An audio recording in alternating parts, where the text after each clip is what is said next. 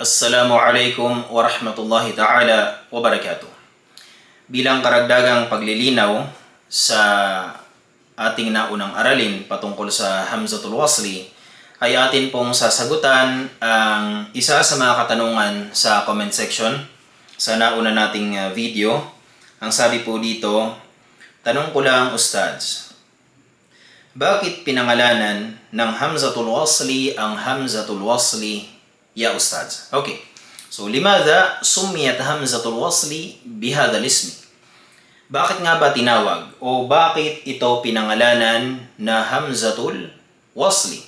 So, sa nauna po nating lesson, ganyan po isulat ang Hamzatul Wasli.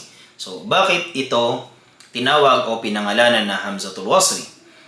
Ano nga ba ang kanyang kahulugan? So, ang literal na kahulugan ng Hamzatul Wasli ay ar-rabtu awil jam'u awil ittisalu. Ibig sabihin, ito po yung pag-uugnay o di kaya ay pagsasama o pagkunikta. So, upang mas maunawaan po natin ito, ay magbibigay po tayo ng halimbawa. Halimbawa, kung atin pong tatanungin ang kaharap natin ng isang lalaki kung ano nga ba ang kanyang pangalan, sasabihin po natin sa kanya, mas muka. Kung isang babae naman, mas muki. Ang nakasanayan po natin ay sinasabi nating ma ismuka, ma ismuki. At iyan po ay mali. Okay? Mali po ang pagbigkas ng Hamzatul Wasli dyan sapagkat nasabi po natin sa nauna nating aralin na ang Hamzatul Wasli tuntaku Hamzatul Wasli idha waqa'at fi bidayatil kalimati faqat. Bibigkasin lamang natin ang Hamzatul Wasli kapag ito ay nakalagay o nakasulat sa simula lamang ng isang salita.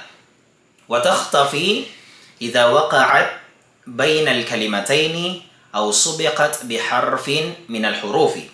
At nagiging silent po ito. Ibig sabihin ay hindi po natin ito bibigkasin kapag nakalagay po ito sa gitna ng dalawang salita.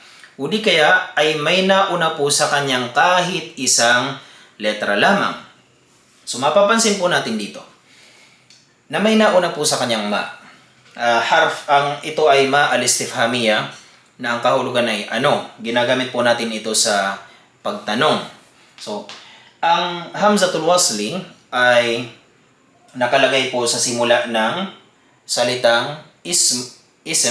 So, dinagdagan natin ng kaful khitab, naging ismuka. Pangalan mo, ikaw na isang lalaki.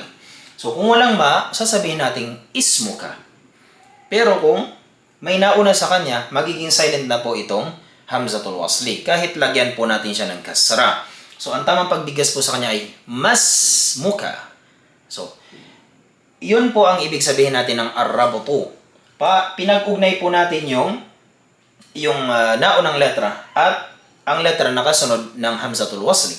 Parang pinagsama din po natin al-jam'u. Pinagsama natin itong two words na ito ginawa nating isang salita. Parang ginawa na po natin itong isang salita lamang. So, al-ittisalu, pagkunikta. So, kinonek natin itong harf na nauna sa Hamzatul Wasli doon po sa harf na sumunod sa Hamzatul Wasli. So, kaya naging silent po yung Hamzatul Wasli. So, ang tamang pagbigkas po dyan ay mas muka.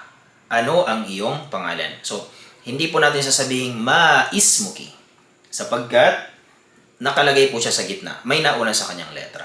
Pero kung tayo ay sasagot, halimbawa, sasabihin ko na ang aking pangalan ay si Jihad, bibigkasin po natin ang Hamzatul Wasli sapagkat siya po ay nakalagay sa simula. Sasabihin kong ismi jihadun. Okay? Ismi jihadun. Naging malinaw ang pagbigkas sa Hamzatul Wasli sapagkat nakalagay po siya sa simula ng salita. Okay? So, naway naging malinaw po sa atin ang ibig sabihin ng Hamzatul Wasli. So, isa po sa kanyang kahulugan din ay ang tuloy-tuloy na pagbigkas. Al-waslu, dhiddul fasli. So, ang kabaliktaran niya is al-faslu. Ibig sabihin ay al-hajiz, yung pagputol o pagharang. Okay? Ang kabaliktaran ng al-waslu ay al-faslu. So al-waslu, tuloy-tuloy lamang ang pagbigkas sa kanya. Masmuka. Okay? So, yaman din lang na ating naipaliwanag ang hamzatul wasli. So, baka may magtanong na naman sa susunod na limadha sumiyat hamzatul qat'i bihadhal ismi? Bakit nga ba tinawag o pinangalan ng hamzatul qat'i? Okay? So, sasagutin na po natin yan bago tayo tanungin. Bakit ito pinangalanan na hamzatul qat'i? Okay? So, hamzatul qat'i, ganyan po siya isulat. So, sinabi natin kanina na ang kabaliktaran ng al-waslu is al-faslu. Ibig sabihin yung pagputol. So, al-qat'u, ganun din po ang kanyang kahulugan. Pagputol. So, parang pinutol po natin ang pagbigkas sa kanya.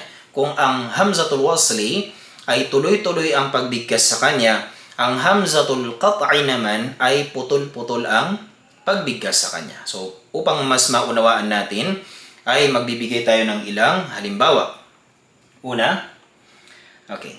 Unang halimbawa, ra'sun.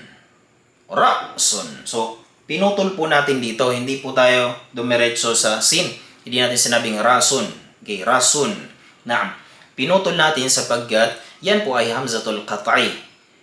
Ra'sun. Naam. Pangalawa, bi'run. Bi'run. Naam. So, pinutol din po natin ang pagbigkas sa kanya. So, dito, ang hamzatul wasli ay, ang hamzatul qat'i ay ganyan po siya isulat. So, may mga rules kung kailan ganyan ang kanyang anyo, kailan sa itaas ng alif, kailan naman sa itaas ng waw. At iyan ay lilinawin natin inshallah subhanahu wa ta'ala sa susunod nating mga aralin. So, halimbawa ng hamzatul qat'i na nakalagay sa itaas po ng letrang waw, ru'yatun. Ru'yatun. So, pinutol po natin ang pagbigkas sa kanya. Hindi tayo dumirekta sa letrang ya. So, na ipaliwanag natin sa mga nauna nating aralin ang apat na anyo ng hamzatul qat'i. At inshallah subhanahu wa ta'ala sa future lessons po natin ay ipapaliwanag natin isa-isa kung bakit natin isinusulat ala satar sa linya lamang, or ala alif sa itaas ng alif, ala waw sa itaas ng waw, o di kaya ay ala ya ghayr manquta sa itaas ng ya na wala po siyang dalawang tuldok sa ibaba. So nawa ay naging malinaw po sa inyo kung bakit ito tinawag na hamzatul wasli at bakit tinawag na hamzatul qat'i.